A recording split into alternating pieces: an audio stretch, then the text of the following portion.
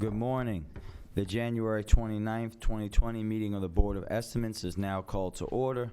In the interest of promoting the order and efficiency of these hearings, persons who have disrupted to the hearing will be asked to leave the hearing room. Meetings of the Board of Estimates are open to the public for the duration of the meeting. The hearing room must be vacated at the conclusion of the meeting. Failure to comply may result in a charge of trespassing. Madam Deputy Comptroller, are there any corrections, additions, or deferrals on the agenda? Good morning. For today's meeting, there were no protests received. We have one item that is being withdrawn, and that is pages 31 to 32, item number 7. Acting in the absence of Mr. Rudolph Child, Director of Public Works, Mr. Matthew Garbach, Deputy Director of Public Works, will sit and act on his behalf today. I have the following abstentions to report. The Honorable Mayor Young will abstain on pages 3 to 4 and pages 66 to 67, item number 7. There are no abstentions for the Honorable President Scott. The Honorable Comptroller Pratt will abstain on page 62, page 44 to 45, item numbers 2 and 3, and page 70 to 71, item number 10. Acting on behalf of the Director of Public Works, Mr. Matthew Garbach, will abstain on pages 65 to 66, item number 6. We have 2 items that are being moved to the non-routine agenda, and those are pages 44, items number 2 and 3, and pages 55 to 56.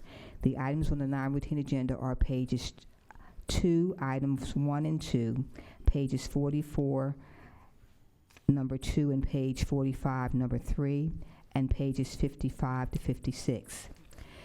Mr. President and members of the board, those are the one withdrawal as well as the abstentions that have been reported thus far.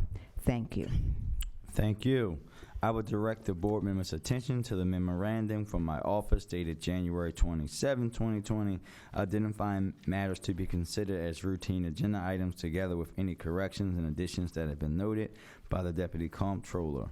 I will entertain a motion to approve all the items contained on the routine agenda. I move approval, Mr. President. I second. All those in favor say aye. Aye. All opposed say nay. The motion carried. The routine agenda items have been adopted. The first item on the non-routine agenda can be found on page 2, Department of Audits. Item 1, Department of Housing and Community Development, biennial financial audit, fiscal years ended June 30, 2018 and 2017. Will the party please come forward?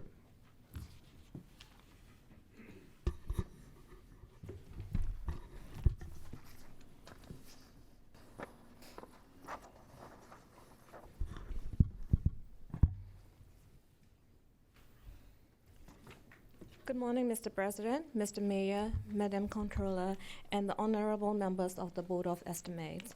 My name is Wendy Mao. I am the Deputy City Auditor. I am honored to be here today to present you the audit results from the Department of Housing and Community Development, DHCD, biannual financial audit. First of all, I would like to express our gratitude to everyone who participated in the audit process. The audit objective was to express opinions on the DHCD's cash-basis financial statements. The scope of our audit was fiscal years 2017 and 2018. In our opinion, as a whole, the financial statements were presented fairly. As part of our planning and performing the audit, we considered the design of DHCD financial controls. The purpose was to express an opinion on the financial statements, not to provide an opinion on the effectiveness of internal controls. We found a deficiency of internal control. A deficiency of internal control exists when the design or operation of a control does not allow management or employees in the course of performing their assigned functions to prevent or detect and correct misstatements on a timely basis.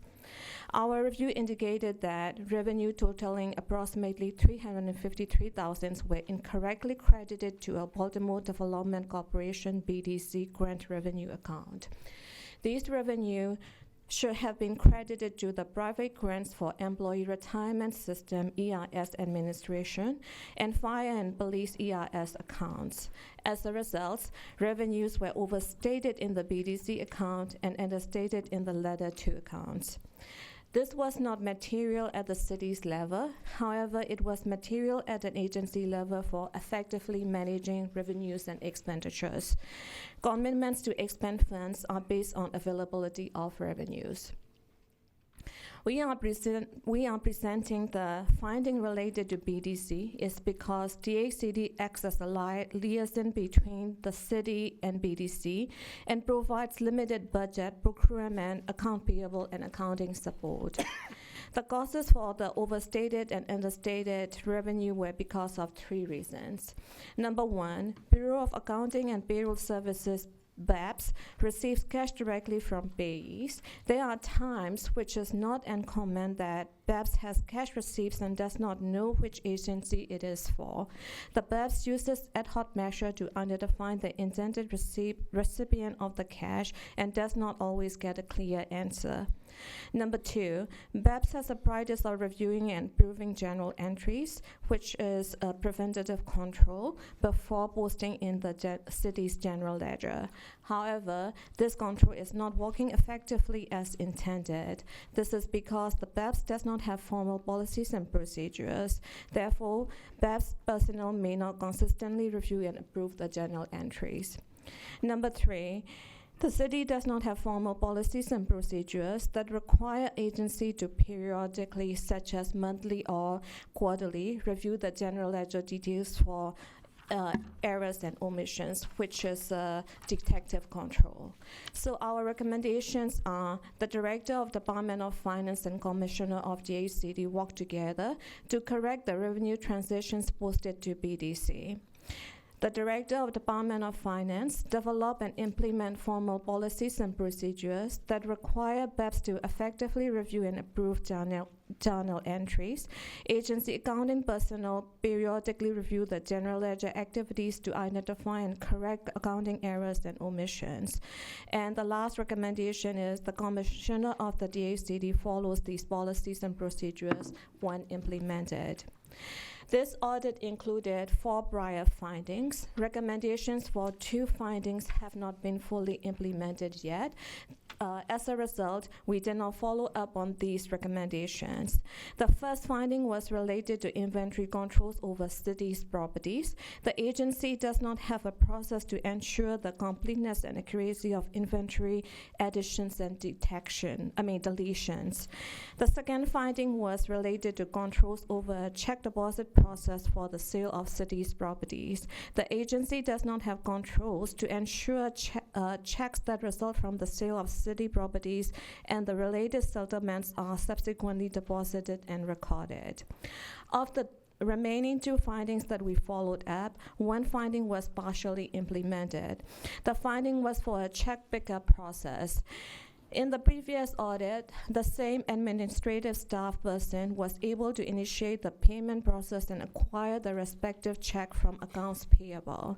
The recommendation was to segregate the responsibilities for check generation and subsequent check pickup from accounts payable. As a result of this audit, the agency assigned 2 staff to pick up checks from the AB.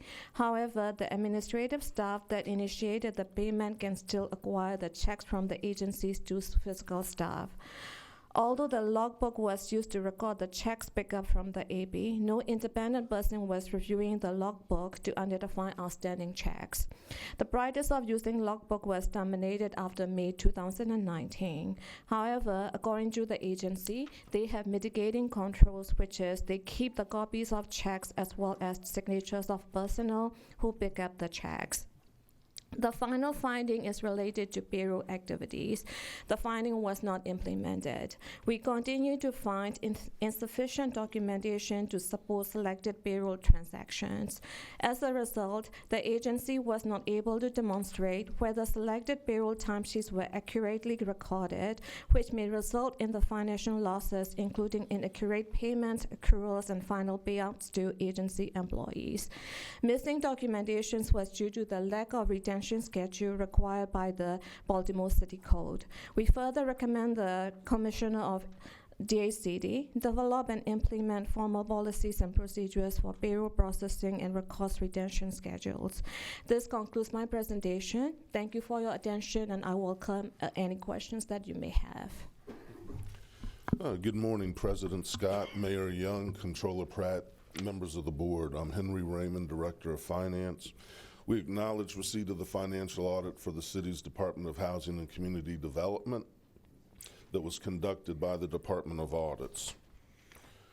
The Department of Finance concurs with the finding and will implement the appropriate corrective action plan as outlined by the Department of Audits. Now, my comment is related to the current year finding, and Elaine Harder, the CFO for Housing and Community Development, will address the prior year findings that were just discussed. Good morning. Okay, so State your name for the record. I'm sorry. My name is Elaine Harder. I'm the CFO for the Department of Housing and Community Development. So in working with the Department of Audits, we do agree with the findings and recommendations of the prior year findings. For the first finding recommended to the validation of properties, we have reached out to Baltimore City Information Technology to obtain a change report that we can use to validate the information that we receive to ensure that the inventories are correct. We are awaiting development of something of that, so that should take care of that finding. The second prior year related to incoming checks for the sale of city property. We have instituted, beginning in January of 2020, a report that will provide the fiscal staff at Housing a report of all properties settled so that we can reconcile that with the general ledger to make sure that all settled properties have been recorded in the books as cash received. For the third prior year finding, this is for checks requested by the Department of Housing. We did have a process in place during the ransomware, which we improved upon and have created the appropriate and required segregation of duties, in which we have management level staff retrieving checks from the fiscal offices, which appropriately segregates the responsibility of requester and receipt of city funds. For the last prior year finding, we have been developing a standard operating procedure for payroll procedures and are intending to roll that out in the first quarter of 2020, which should address the prior payroll findings. Thank you very much. Thank you. I have just one question. For the second finding, you talked about the new process that you guys put in place. Can you walk us through that process and how you think, and then for the auditor's team, do they believe that that process will remedy the issue at hand? Certainly. So the finding addresses the fact that at settlement, the program side sells a property, also collects the check themselves and deposits them with the city treasurer. There was no formalized reconciliation process to ensure that every property that was settled resulted in a recordation in the general ledger of the check being deposited. So what we've established is every month we will go through the Board of Estimates and work with the program on a list of every property that's been settled, and then Fiscal, which is an independent organization from the program side, will go through the general ledger to make sure that every property that was settled resulted in a recordation in the general ledger of cash. Mr. Auditor. My name's Josh Pash. I'm the city auditor. We did not extensively review the new procedures. The design looks solid. However, we are not able to give an assessment on the effectiveness because it hasn't been in place, but we are planning on doing that in follow-up. But when we reviewed the design of it, it looked like it covers all the risk. How long do you think before you'll be able to update the board on whether you think the process, a month, 2 months? So More than that, Okay. because it just went into place in January of 2020, so we would need some time for it to be active. Typically, for these findings, we follow up when we redo the biennial every other year. In certain circumstances, if a high risk, we could follow up earlier, but right now they're on schedule to do next fiscal year. Thank you. Thank you. Thank you. Thank you. The report has been noted. The second item on the non-routine agenda can be found on page 2, Department of Audits, Item 2, Baltimore City Fire Department Biennial Financial Audit Fiscal Years ended June 30th, 2018 and 2017. Will the parties please come forward?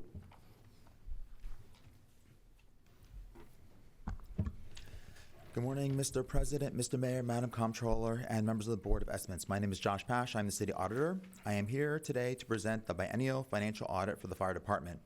I would like to thank the audit team and the agencies for their cooperation and contribution to this audit. The objective of this audit was to express an opinion on the Fire Department's cash basis financial statements. The scope of the audit was fiscal years 2017 and 2018.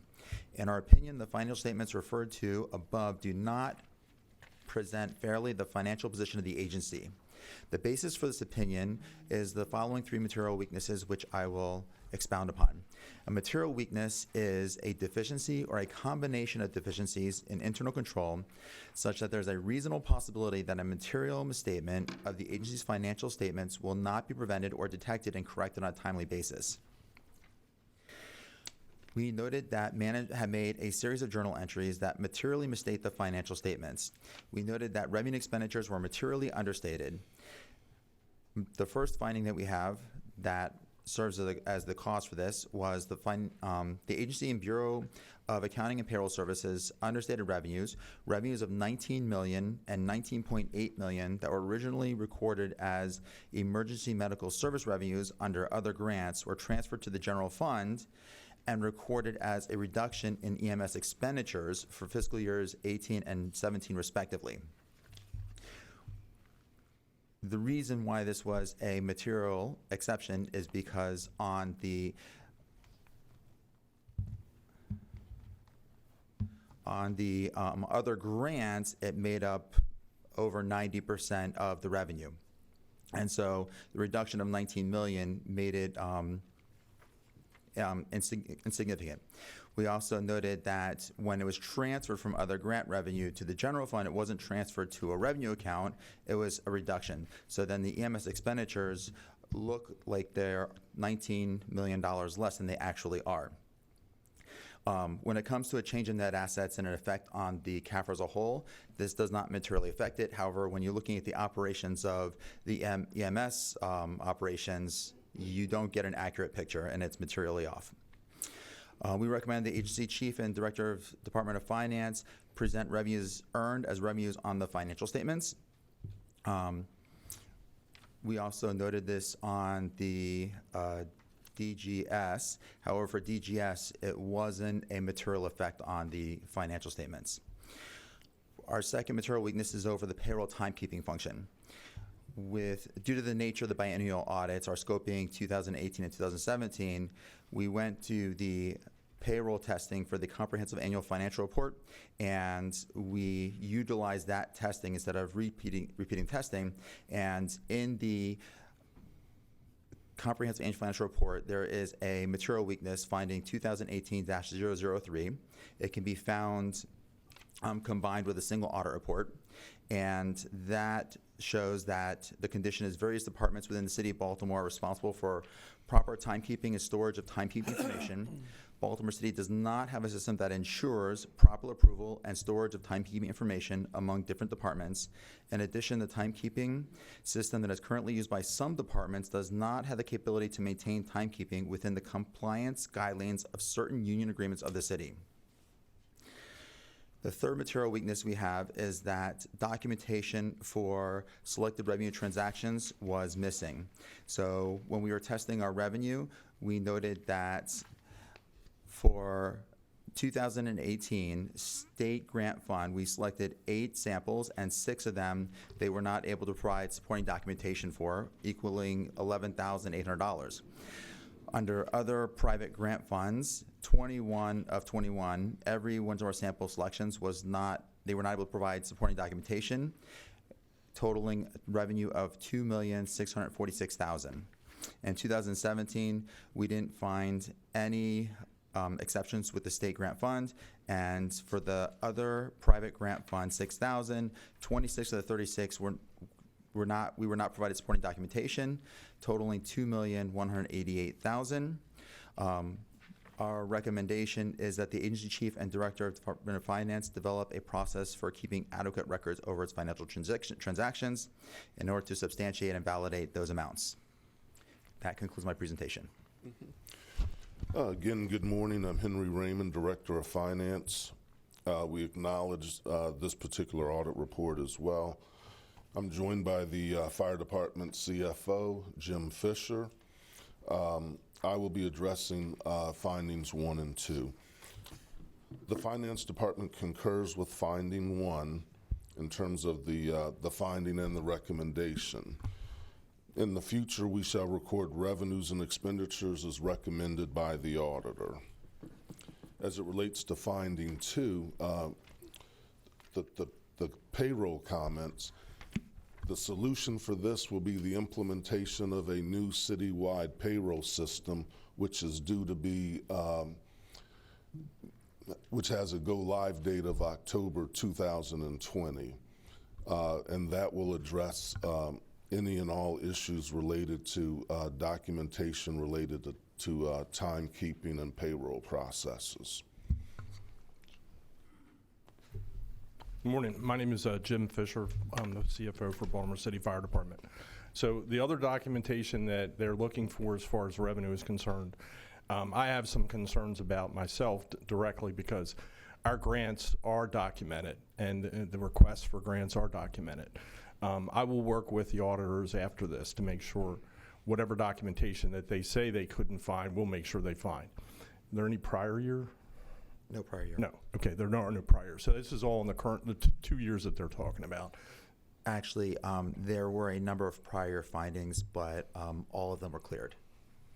So, and again, we are working closely with both audits and Department of Finance to make sure we have the resources available to do whatever is needed in light of the audit. So, Thank you. A couple of questions. sure. So starting with the last one, with finding 3, if you don't know where the documents are, how are we going to get it to them?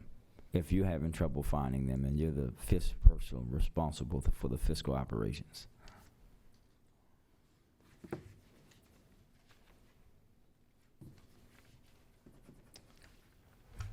So, in there, the second line, 21 of 21, I believe that's for EMS revenue. Is that correct? I believe so. I can. Okay. So EMS revenue is handled by an outside vendor that's on contract with the city of Baltimore. So all that documentation exists.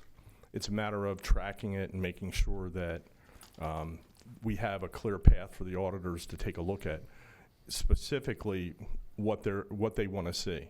In other words, all the billing that goes out from the vendor comes directly into the treasury management. It doesn't come through anybody's hands in the department. So, Mr. Director, for you, are we making sure that our vendors are being able to help the auditor out and give him the documents on the appropriate time scale? Because if we're paying them, they should be giving him these documents. He shouldn't have to come and ask for them consistently. I would indicate that the auditor should make the request to the agency, and the agency would follow up directly with the appropriate vendor. Mr. Auditor, did you do that in this case? Yes, all of our requests were made directly to the agency. And it's the agency that is having the problem getting it. So you guys are having the problem getting it from the vendor? No problem. It's a matter of them tracing specifically the documentation for a deposit. That's what they're looking for.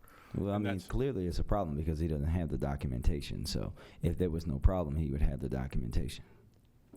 Right. So when we requested our sample selections, the agency personnel said they were not able to provide us any supporting documentation to support those numbers.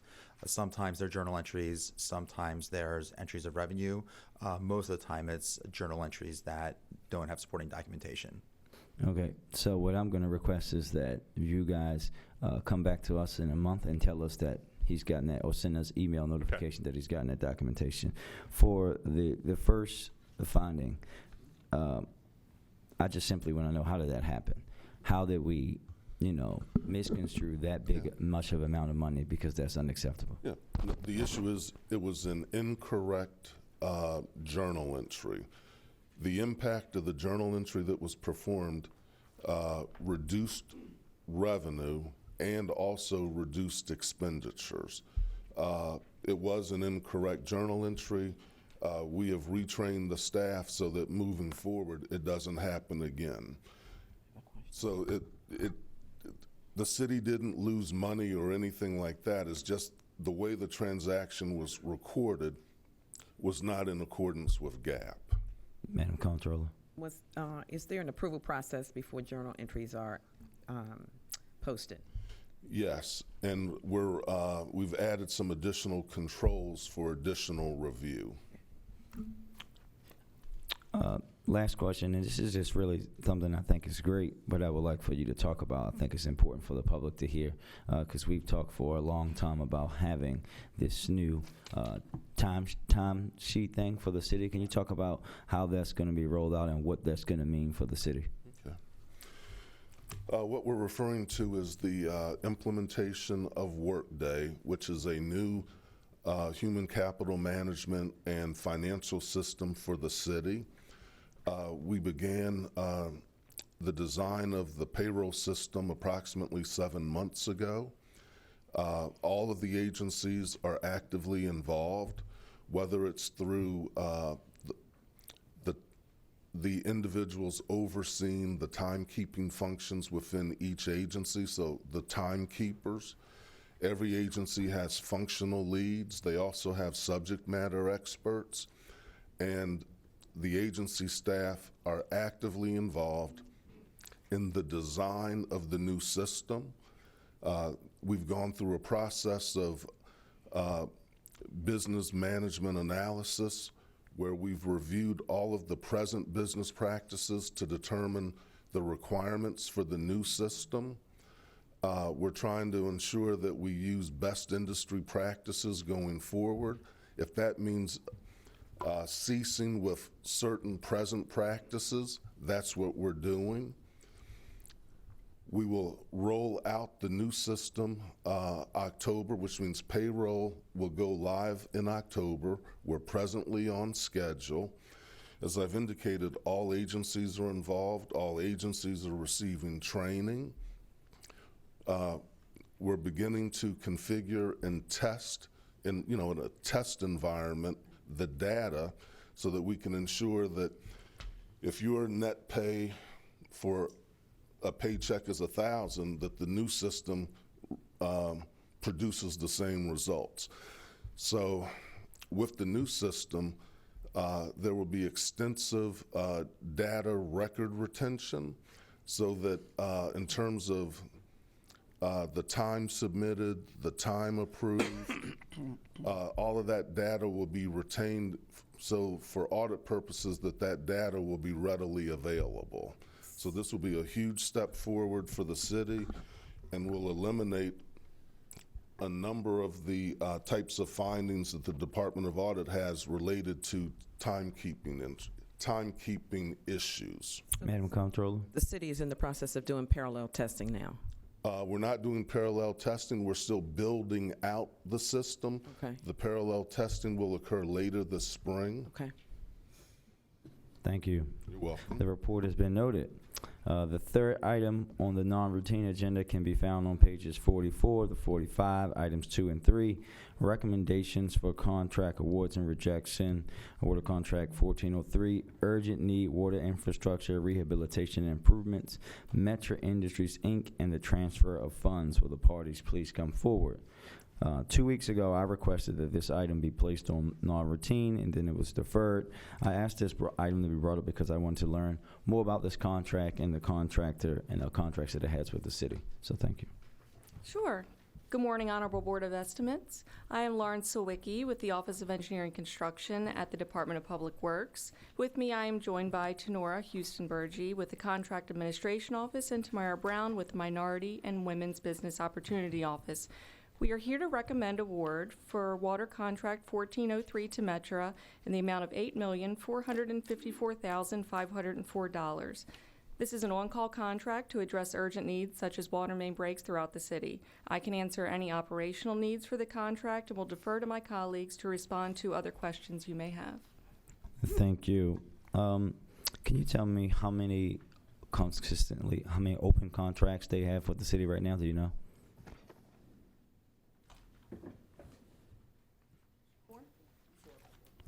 Four. 4, and as far as MBE and WBEs on those contracts, are the goals being met? Good morning, Tamara Brown, Chief of the Minority and Women's Business Opportunity Office. On the 4 contracts, we're actually starting audits on all of the contracts with the city and all of the contractors. And so this was one of our first audits, and we found that they currently have 4 contracts, and Metra is not meeting the goals currently on any of the current contracts, no. And do you know what the goals are and where they are currently? For SDC 777, the goals are, I don't have the goals. I know that they're performing on an MBE. Oh, the goal is 9.12%, and the performance is 0. The WBE goal, I don't have the WBE goals with me right now, but WC 1388, the MBE goal was 13.2%, and they've achieved 0%. 1402, the MBE goal is 13%. It's unknown. This contract just started in January of 2020. WC 1371, the MBE goal is 21%, and they've also performed at 0%.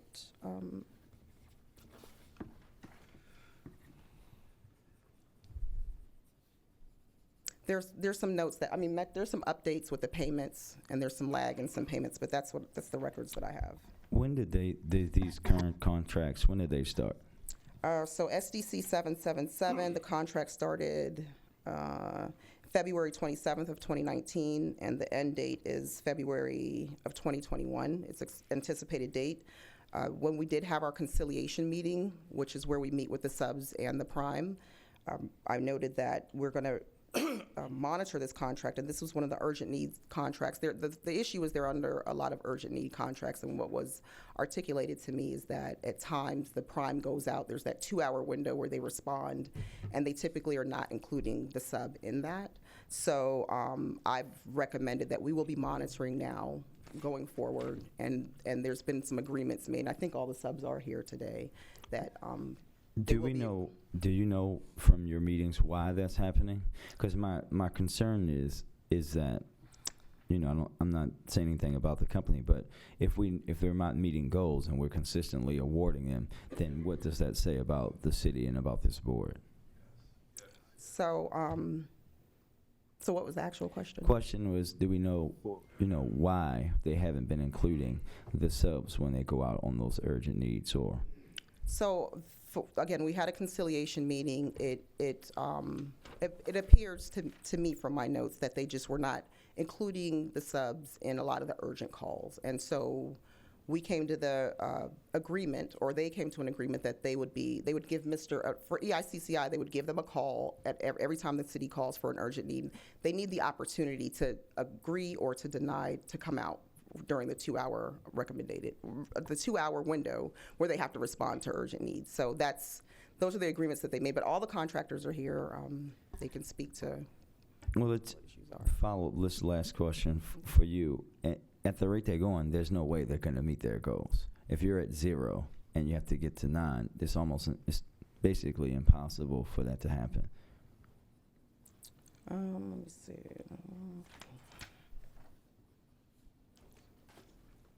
Okay, so in some contracts there were some reductions by the city in the work and the scope. So I can't say what's possible or impossible. I just know that they're on notice. We've had our conciliation meeting, and there will be penalties going forward if they don't meet the goals. What were the reductions, and do we know why? Let's see, I have here, there was a reduction in, was 1371. There's one that I'm actually reviewing the release of retainage on right now, and I haven't signed off on it yet because they didn't meet the goals, and I need to do more investigating to see if the subs could have participated more than they did, so. And there have been no waivers or anything on these, right? No, I have not issued any waivers. Thank you. Members of the board, I would like to defer this item for 2 weeks until we can get further information on these goals. If that's okay with the board, a motion to defer. So move. Second. All in favor say aye. Aye. Those opposed say nay. Thank you. The item will be deferred. Thank you very much. The fourth item on the non-routine agenda can be found on pages 55 to 56. Police Department Professional Service Agreement. Will the parties please come forward? Good morning, Mr. Chief of Staff. As I said last week, everybody, I will remain laser focused on reducing crime and having great public safety strategy here in Baltimore, and I believe that focusing on illegal guns, those using them, but also those who are trafficking and selling them on the streets of Baltimore is very critical, especially when we know they are giving guns to people that we know would be used to harm Baltimoreans. I'm thankful to Mayor Young for signing my legislation that adds those who straw purchase, gun traffic, or transferring guns to people illegally in Baltimore into our gun offender registry, and I moved this item to non-routine because I believe that the crime gun intelligence model is a critical piece in the public safety strategy to reduce crime in Baltimore.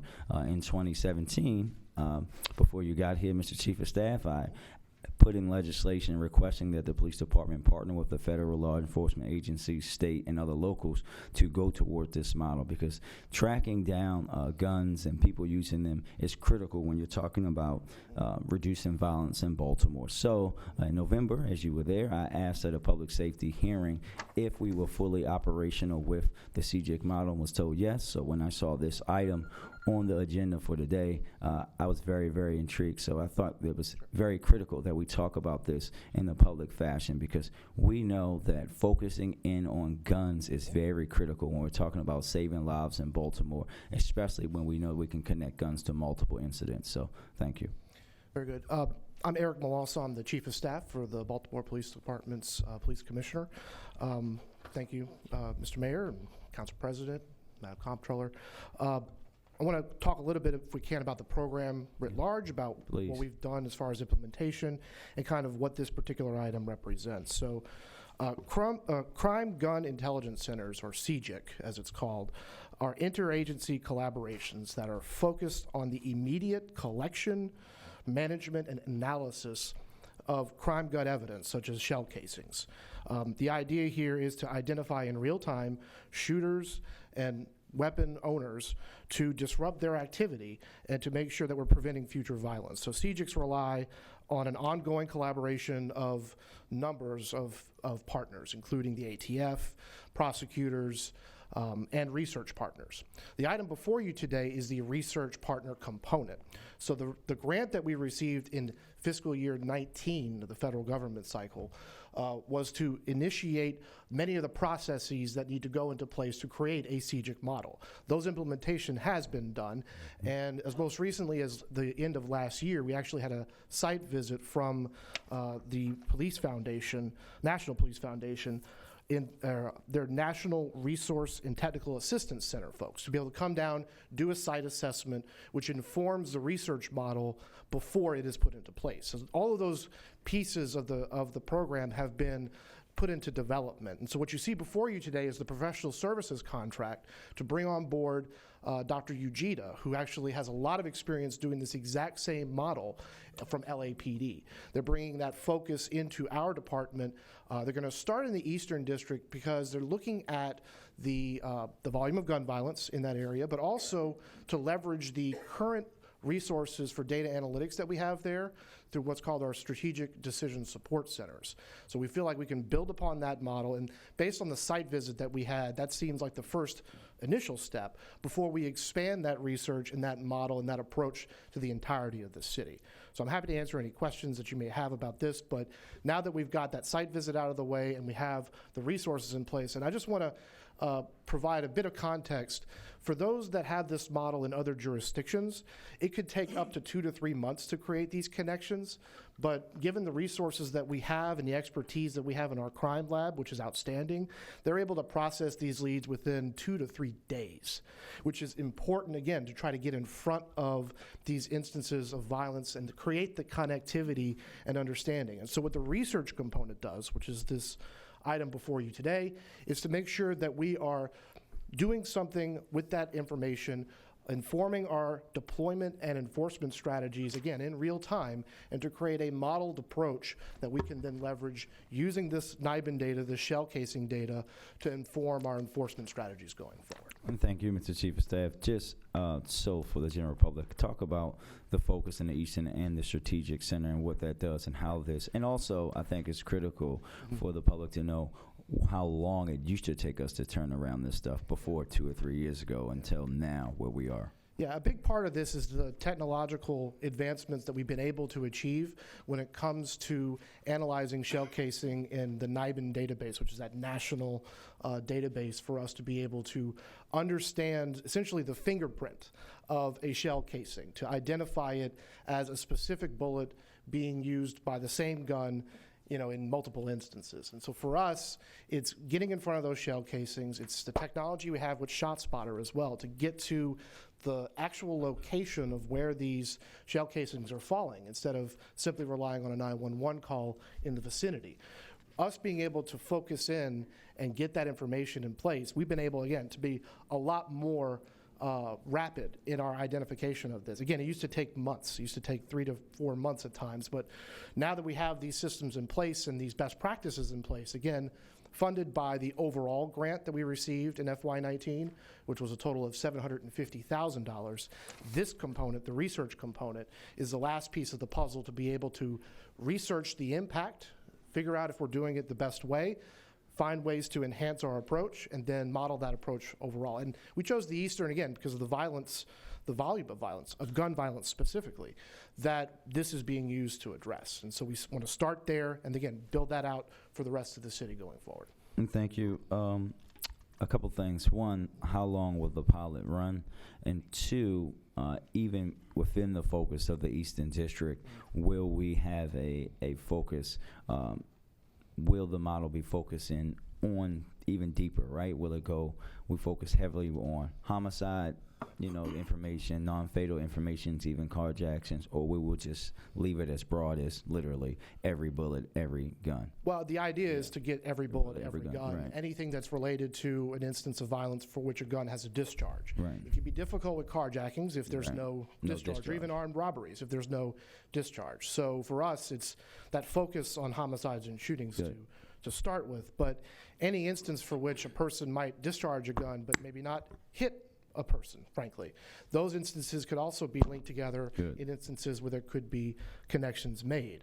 It's a very important program, and I want to make sure that we know we're all working in partnership with this. This is a critical research component, and for us to be able to enhance and ensure that our enforcement and deployment strategies, which I know is a big priority for everyone here, to make sure that we're doing the best with what we have and to make the most with what we're doing. Thank you. Thank you. I will entertain a motion. So move approval, Mr. President. Second. All in favor say aye. Aye. All opposed say nay. The motion carries. As there is no more business before the board, we will recess until bid opening at 12 noon. Thank you all.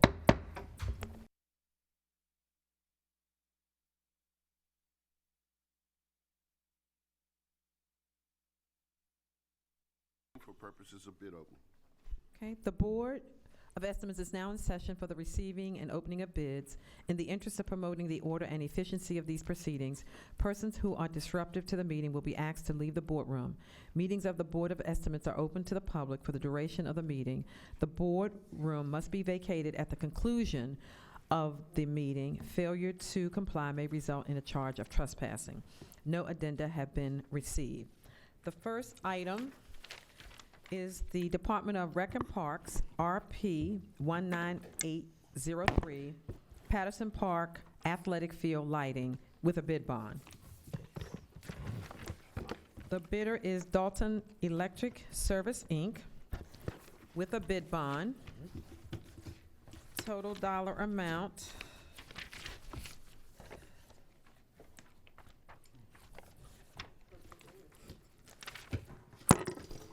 you see a dollar amount.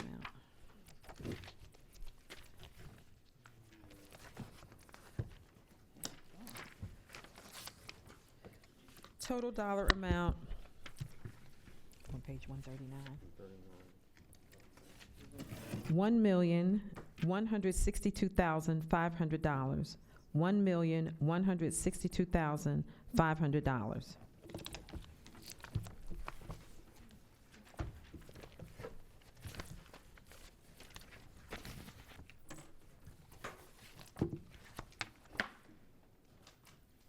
The next bidder is Hawkeye Construction LLC with a bid bond.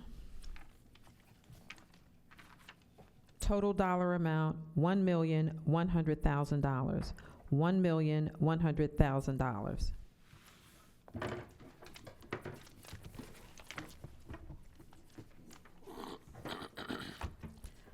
The next bidder is Lighting Maintenance, Inc.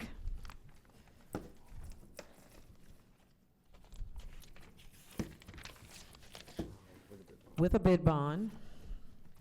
Total dollar amount, $964,125. $964,125.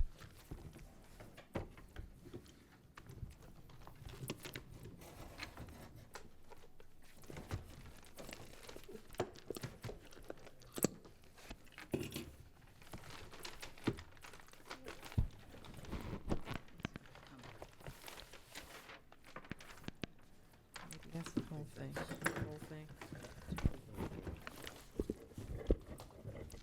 The next bidder is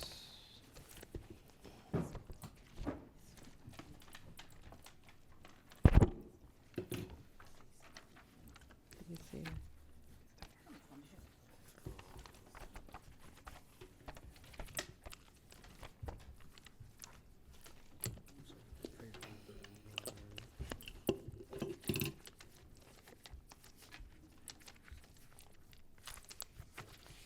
Here we go. The bidder is, was that Glenell? Glenell Construction Inc. with a bid bond. Total dollar amount, $955,000. $955,000. These four bids will be referred to Parks and Recreation for evaluation.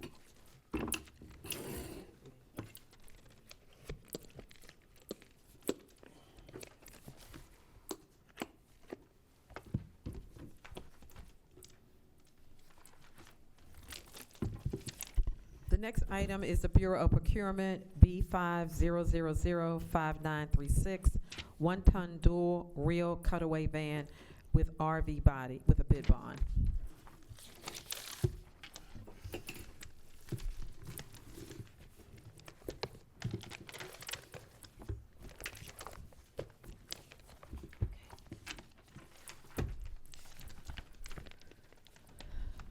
The bidder is Pacifico Ford, Inc. with a bid bond.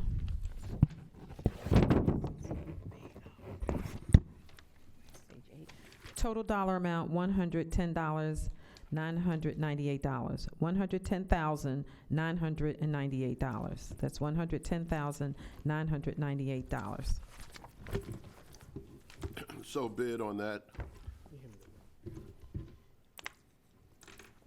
will be referred to procurement for analysis.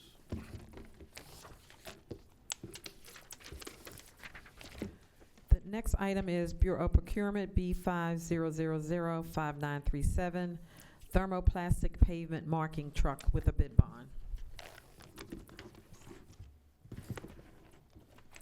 The bidder bidder is Peterbilt of Baltimore LLC.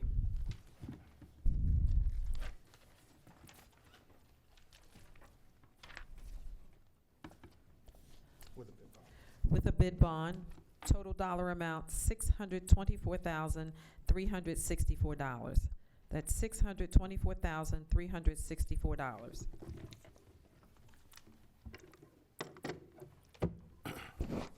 So bid will be referred to Parks to procurement for evaluation.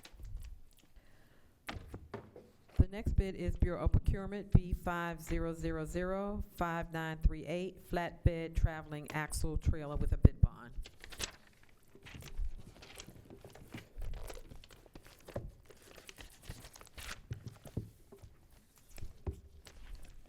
The bidder is Globe Trailer Manufacturing, Inc.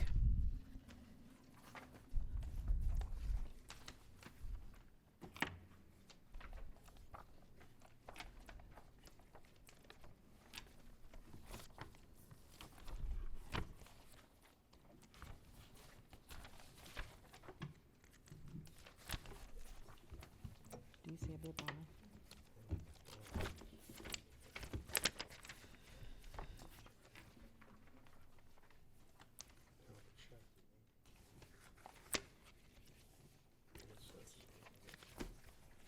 I think that's just part of it.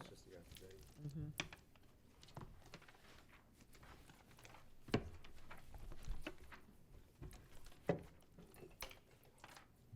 To the law department. Okay. Subject to verification of a bid bond, and the total dollar amount is $97,812.50. $97,812.50. And it is being referred to the law department, subject to review for a bid, for the bid bond. Referred to law department. The next item is the Bureau of Procurement, B5005939, backhoe with loader, DPW, with a bid bond.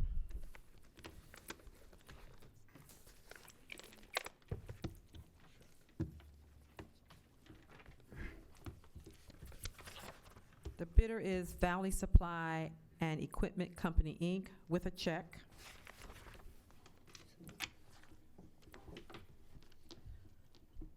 Total bid amount is $73,807.87.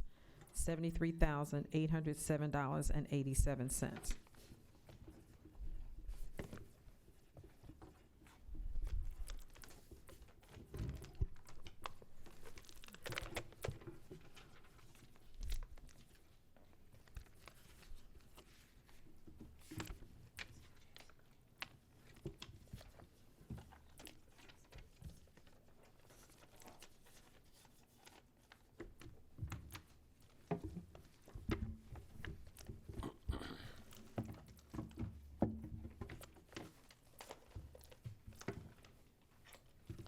The next bidder is GT Mid-Atlantic LLC.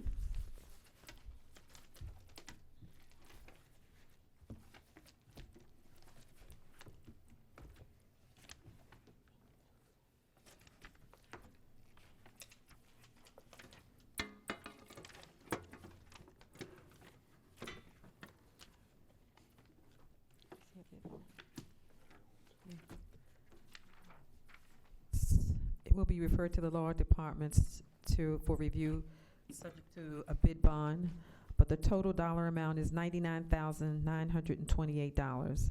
$99,928. There is a bid bond with GT Mid-Atlantic LLC. Very well.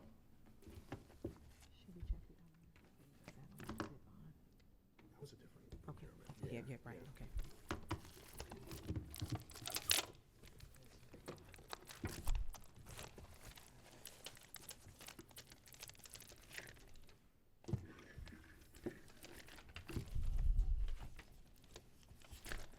The next bidder is Jesco, Inc.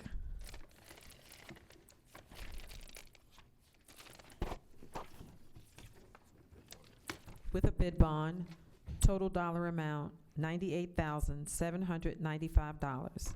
$98,795. These three bids will be referred to procurement for review and evaluation. The next item is Bureau of Procurement B50005940, crew cab with dump body with a bid bond.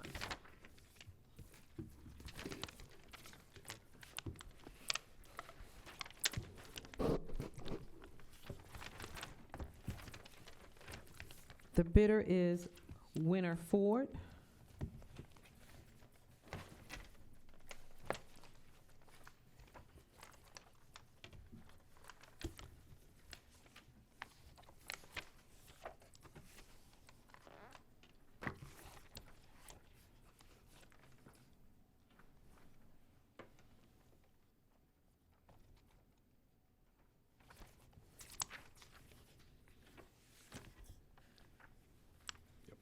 With a bid bond. See the dollar amount? What page? It's a dollar amount. No, I can't, I don't see it. Let me see. Oh, here we go. Total dollar amount, $223,134. $223,134.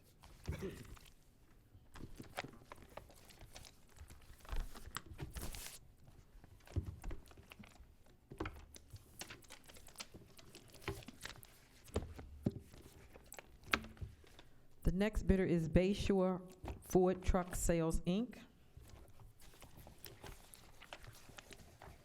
with a bid bond. It's on B7.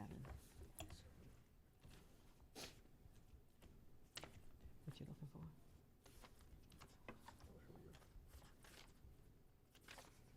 Total dollar amount, $213,800. $213,800.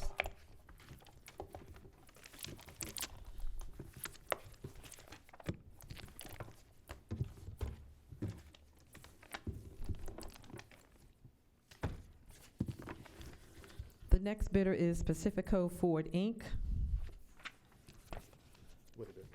with a bid bond.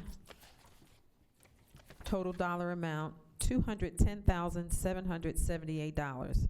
$210,778. These three bids will be referred to procurement for review and evaluation. The next item is Bureau of Procurement B50005941, compact track loader with a bid bond.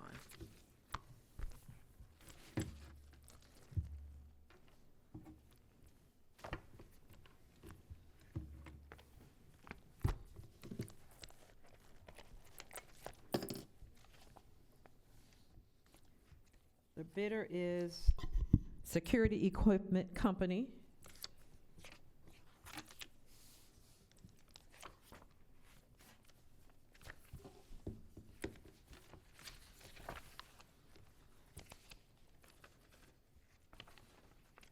With a bid bond. Total dollar amount, $79,098.12. $79,098.12.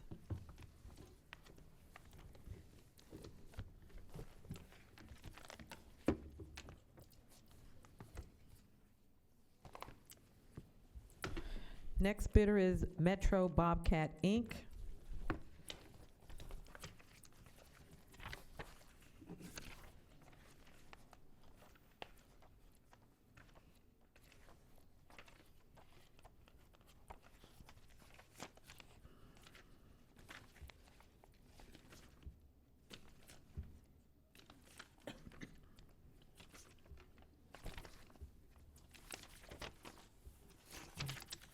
with a check.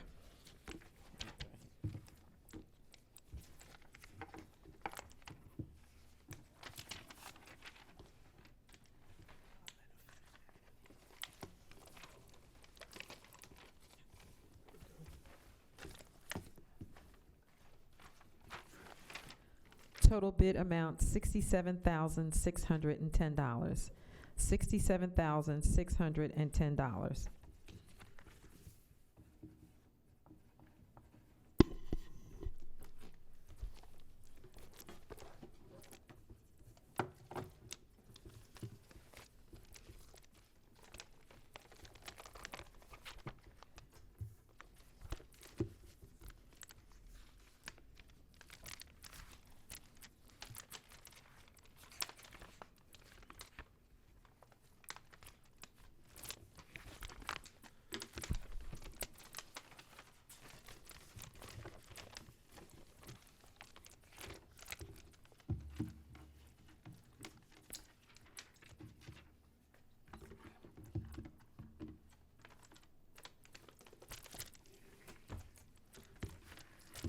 The next bidder is Jesco Inc. with a bid bond. Total dollar amount, $125,600. $125,600.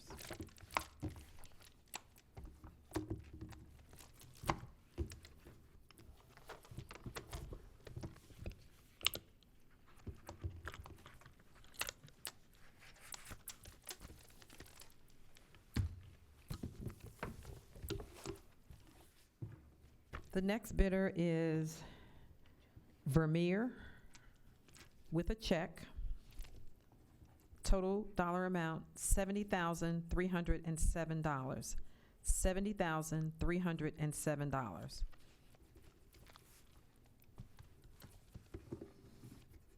These 4 bids will be referred to procurement for review and evaluation.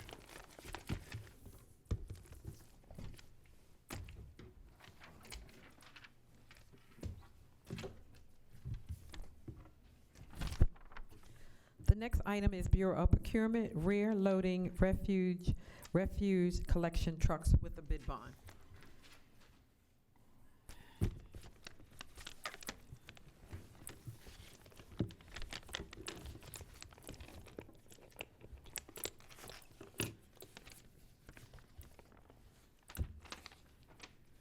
The bidder is Waste Equipment Sales and Service LLC with a bid bond.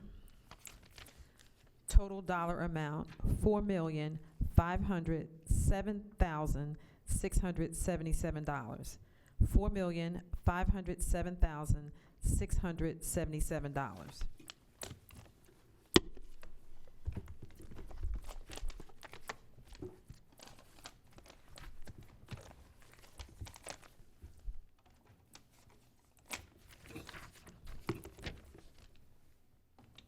The next bidder, Peterbilt of Baltimore LLC.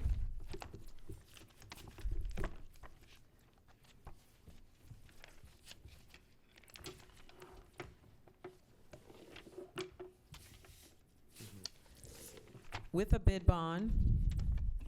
Total dollar amount, $4,420,000. $4,420,035. $4,420,035.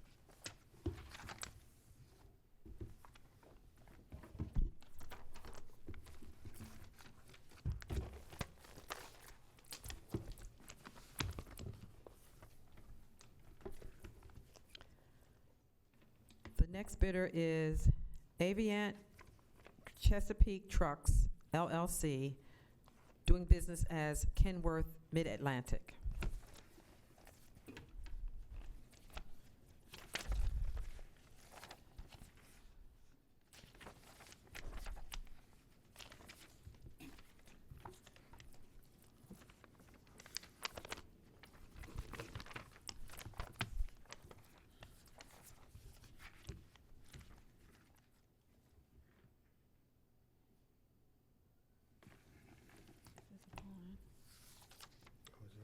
Is this a bond? The service insurance company.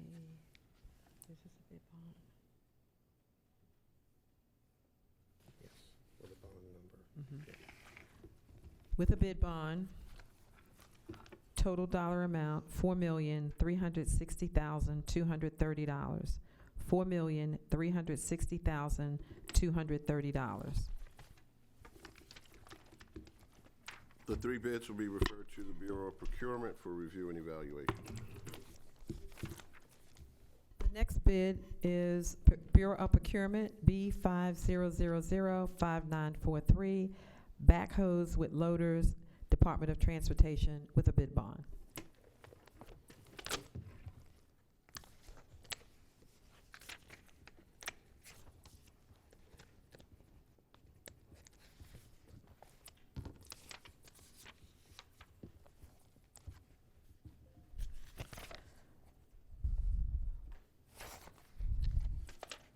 The bidder is Valley Supply and Equipment Company, Inc., with a check.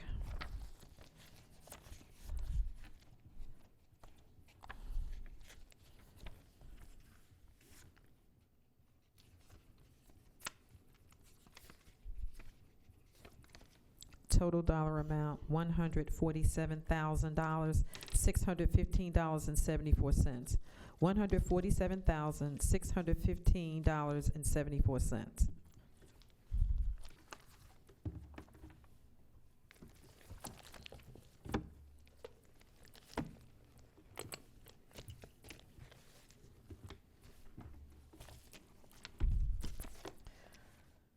The bidder is GT Mid-Atlantic LLC.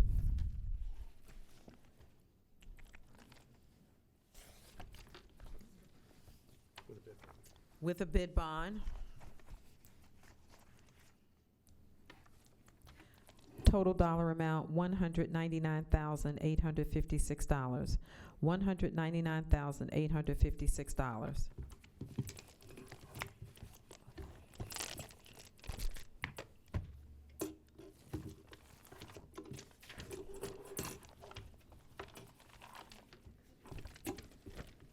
The bidder is Jesco, Inc.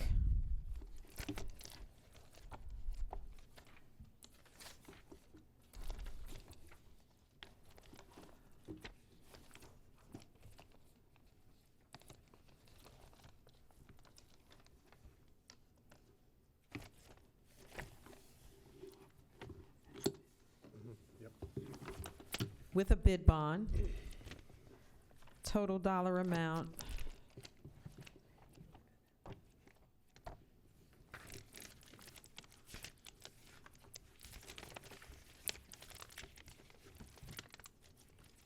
you see the page. Page 8. $197,590. $197,590. And those three bids will be referred to the Bureau of Procurement for review and evaluation. Madam Comptroller, I believe that concludes the agenda. Yes. There being no more business before this board, it is now adjourned. Thank you.